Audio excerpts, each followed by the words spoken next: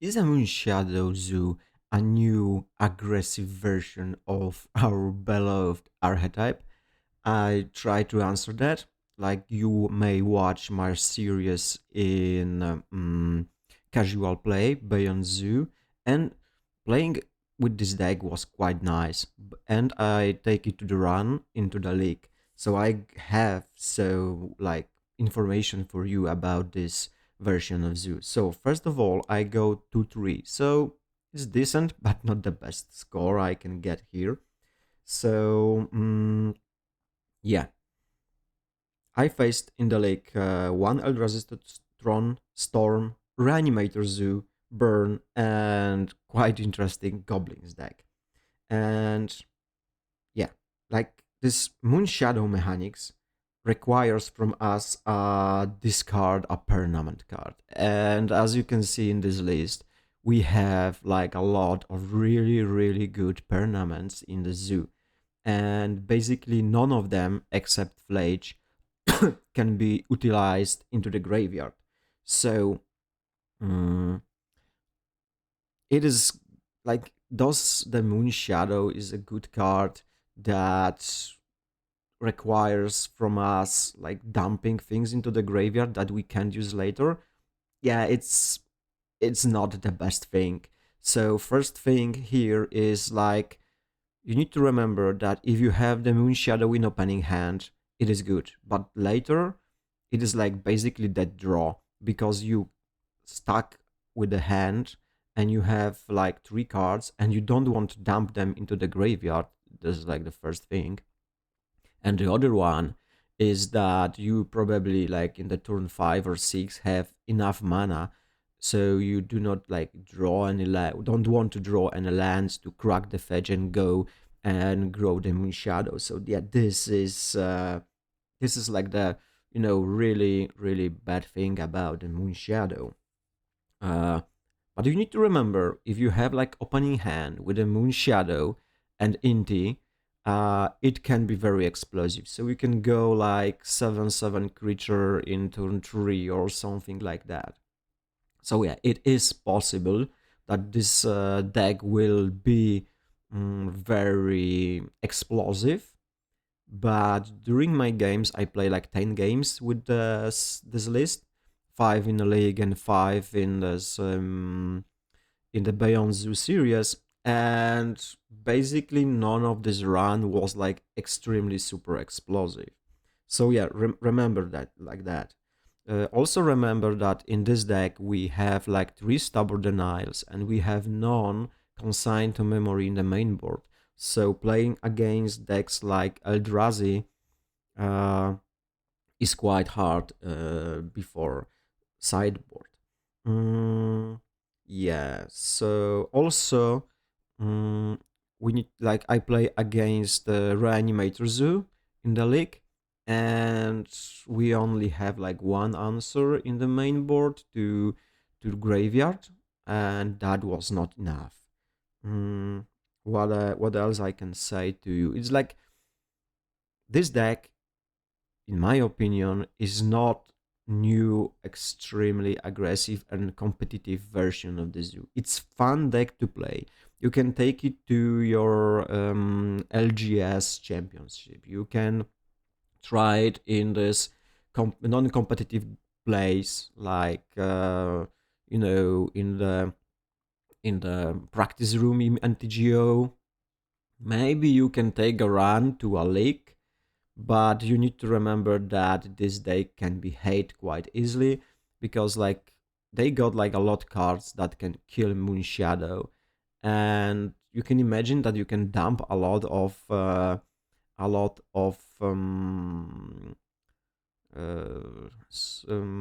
permanents into your graveyard, grow him, and like one Phantom Push is like done. It's dead if you don't have Stubborn Denial. The same thing with the Inti. Inti is like a super nice creature because he don't need to attack to grow your creatures, and also works nice with the Kavu. So this creature is quite nice, quite good. But the minus of Inti is that that when you exile this card from the second ability, whenever you discard one or more cards, exile the top card of your library, you may play that card until your next end step. So you want to be aggressive in the early game, and in the early game, like turn 2, you probably will not have mana to cast anything. So you basically lost those cards, and it will be nice if those cards will go to the graveyard, but they stay in exile. So it's like, yeah. Like, one addition I can see is like to add to deck a Seal of Fire. I need to check if I had it in my collection. It should be here. No, we don't have it. Maybe I'll put it in wrong.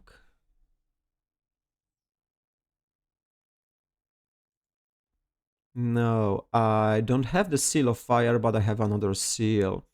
And Seal of Fire says that he like does like 2 or 3 damage, I don't remember, and cost 1 red mana.